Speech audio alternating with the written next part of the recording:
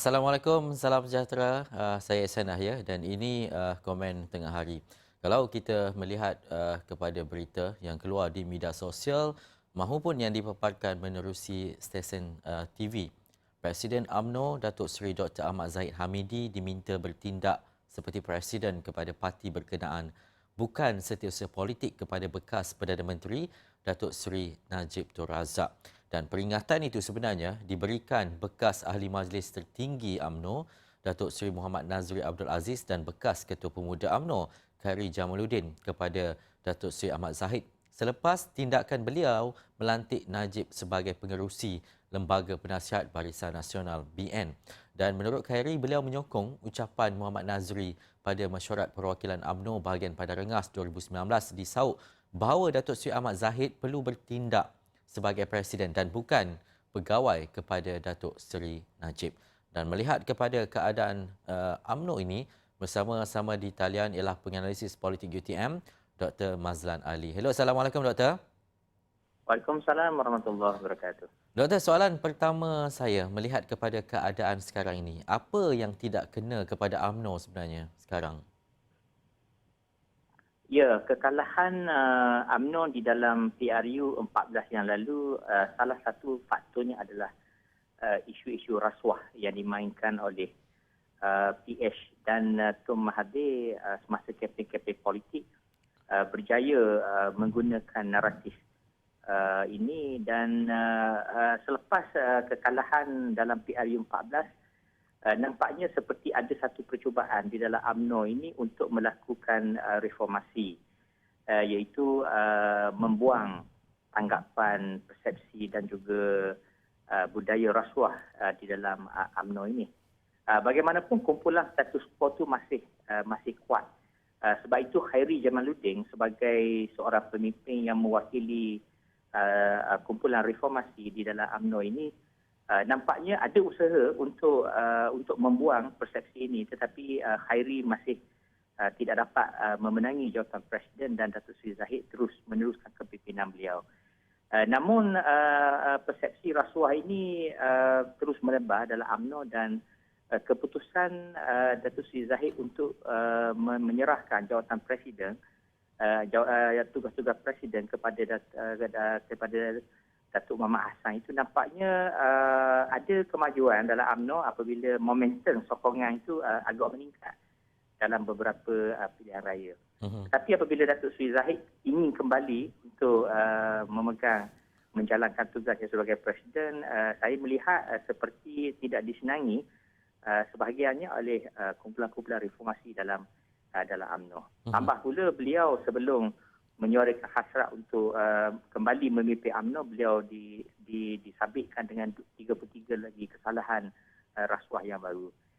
Inilah yang sebenarnya menimbulkan kembali pergolakan di dalam UMNO. Baik.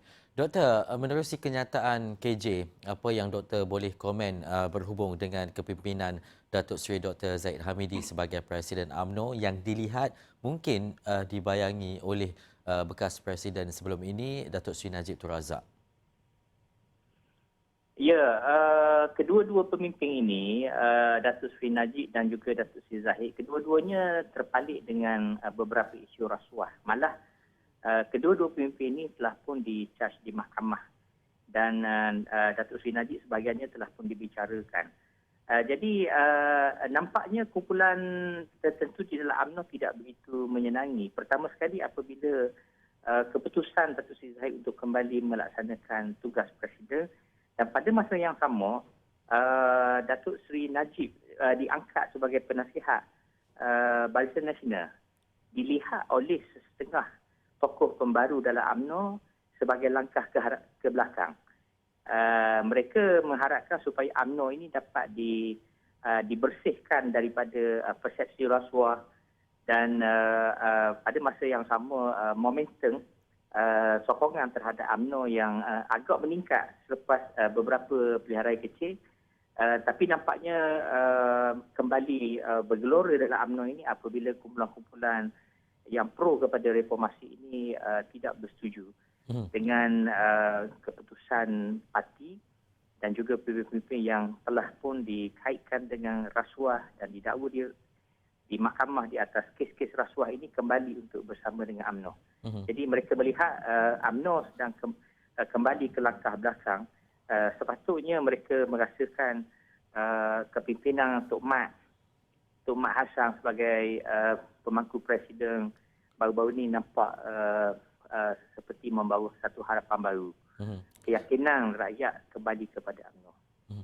Doktor, kalau melihat sebelum ini seteru PAS dan juga UMNO nak bertentang mata ataupun nak duduk semeja dalam perbincangan tidak sama sekali. Tapi berbeza dengan hari ini hubungan PAS dan juga UMNO dan terus diperkatakan dan antara penerimaan dan juga kepercayaan. Apa yang doktor boleh katakan berhubung perkara ini? Ya, saya melihat hubungan UMNO dengan PAS pada hari ini bertambah erat. Pertama, apabila kesungguhan UMNO untuk membuang persepsi rasuah yang terpalit dengan parti dan di bawah kepimpinan Tok Mat Hassan lebih kurang setahun, nampaknya hubungan antara PAS daripada tahap ta'awun iaitu kerjasama meningkat kepada satu tahap yang baru yang disebut sebagai tahalusiasi. Dalam persidangan dalam muktamar UMNO, muktamar PAS di Imam Mahkota baru-baru ini, pucuk kepimpinan PAS memutuskan untuk mengadakan tahalusiasi dengan UMNO. Dan pada masa yang sama kita lihat UMNO dengan PAS sekarang ini mereka berkongsi satu agenda yang sama. Yeah. Mereka seperti sepakat dalam isu-isu yang dimainkan sekarang ini, iaitu isu yang berkaitan kepada Melayu dan juga Islam. Baik. Jadi nampaknya UMNO dan PAS boleh duduk bersama apabila mereka sama-sama memperjuangkan konsep homofili dalam politik Malaysia pada hari ini. Baik. Tetapi dengan perkembangan terbaru sekarang dalam UMNO ni, saya tidak pasti adakah rancangan tahalusiasi itu akan diteruskan atau tidak. Ini terpulang kepada kepimpinan Datuk Seri Zahid yang kembali menerajui UMNO. Baik. Terima kasih Dr. Mazlan Ali, penalisis politik UTM atas komen dan juga perincian berkaitan dengan apa yang berlaku dalam UMNO. Kita nak berhenti rehat seketika, kembali selepas ini dalam Komen Tengah Hari.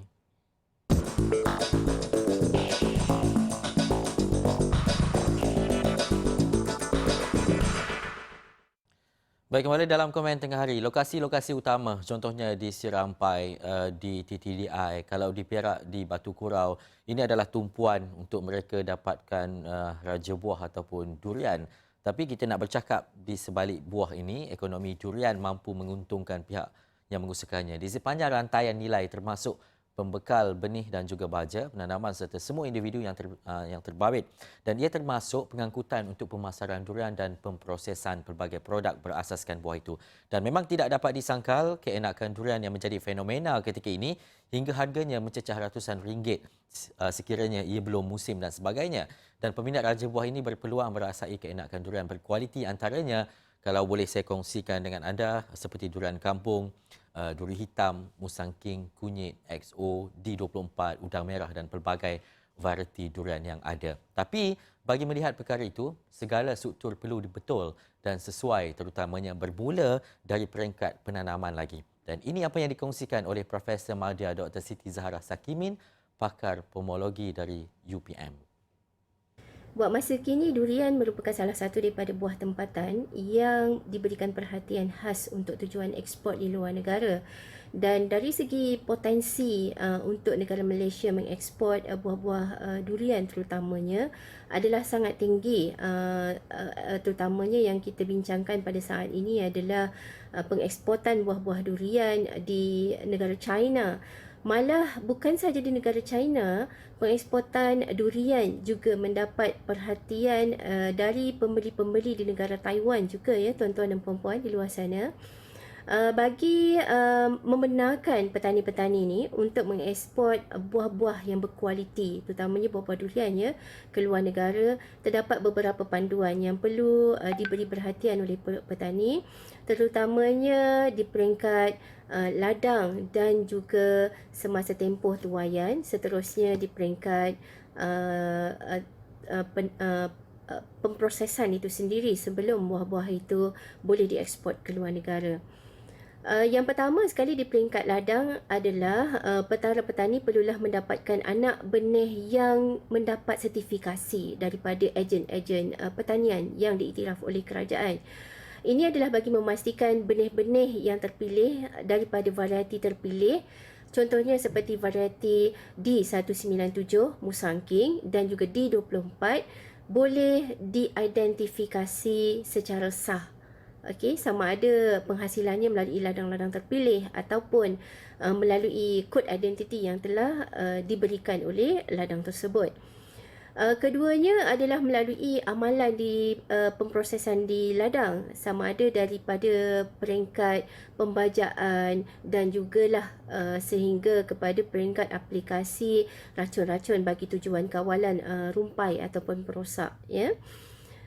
Nombor 3 yang hendak saya maklumkan di sini adalah bagi memenuhi keperluan ekspor di luar negara, kita perlulah mematuhi peraturan-peraturan yang telah ditetapkan oleh badan khas yang telah ditetapkan oleh kerajaan untuk menjamin kualiti ekspor negara. Dan menyambung berkaitan dengan kualiti termasuk jenis durian yang dieksport ke luar negara, ini pula komen Prof berkaitan dengan perkara itu. Buah-buahan ini perlulah diproses, dikilang yang mengamalkan amalan penggilangan baik serta diluluskan oleh aksik, ya. Isi durian juga hendaklah disejuk bekukan pada suhu negatif 30 darjah Celsius selama 30 minit, disimpan dan dieksport pada suhu negatif 18 darjah Celsius. Namun bagi tujuan ekspor ini, ia bergantung kepada pemilihan negara tersebut, ya. Sama ada buah ini perlulah buah yang berbentuk keseluruhan, the whole fruits, ataupun buah yang telah diasingkan kulitnya dan di packing dalam bentuk yang cantik, ya. So antara keperluan lain bagi tujuan sejuk beku ini, petani perlulah mendapatkan dokumen kelulusan dokumen yang telah disahkan oleh Fama, ya. So antaranya invoice, packing list, sijil tempat asal dihasilkan, sijil pengesahan isi sejuk beku, sijil kesihatan daripada Jabatan Kesihatan, sijil fitosanitasi daripada Jabatan Pertanian. Perlulah mendaftar juga dengan pengeksport dengan Fama bagi permohonan sijil perakaunan untuk mematuhi 3P. Okey. 3P iaitu yang difokuskan kepada penggradan, pempackagingan dan juga penglabelan. Dan juga yang paling utama adalah perlu berdaftar dengan pengeksport Makis.